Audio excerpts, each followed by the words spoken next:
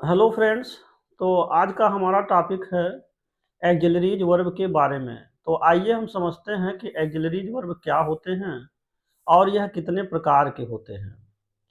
तो दोस्तों, एक्जिलरीज वर्ब को अंग्रेजी में हम हेल्पिंग वर्ब के नाम से भी जानते हैं और जबकि हिंदी में इसे सहायक क्रिया कहा जाता है।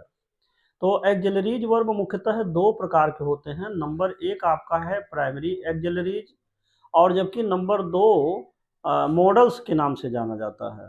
तो आइए अब समझते हैं कि प्राइमरी एक्जिलरीज क्या होते हैं।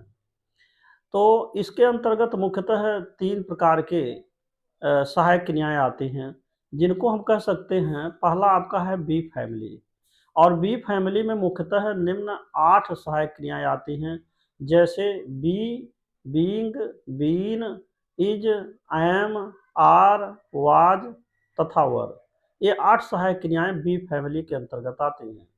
अब आइए नंबर 2 समझते हैं हैव फैमिली। हैव फैमिली में मुख्यतः 3 सहायक क्रियाएं आती हैं, जिनको हम कह सकते हैं हैज, हैव तथा हैड।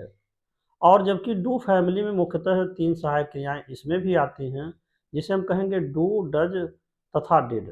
तो इस प्रकार से जो प्राइमरी एक्जिलरीज के अंतर्गत जो आपका बी फैमिली, हैव फैमिली और डू फैमिली हैं, ये तीनों सहायक क्रियाओं को मिला करके टोटल 14 सहायक क्रियाएं हो रही हैं।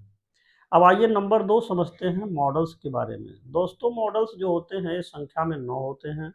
अब आइए इनको समझते हैं, ये कौन-कौन हैं। जैसे विल हैं, शैल हैं, कैन है, मे हैं। और इन्हीं चारों का हम पास्ट टेंस अगर बनाएँगे तो ये हो जाएँगे क्रमशः। विल से वुड हो जाएगा, शैल से शुड हो जाएगा, कैन से कुड हो जाएगा और मे से माइट हो जाएगा। तो ये 8 सहायक क्रियाएँ हो गईं और जबकि एक और आ जाता है आपका मस्ट। तो ये हो गए आपके 9 सहायक क्रियाएँ।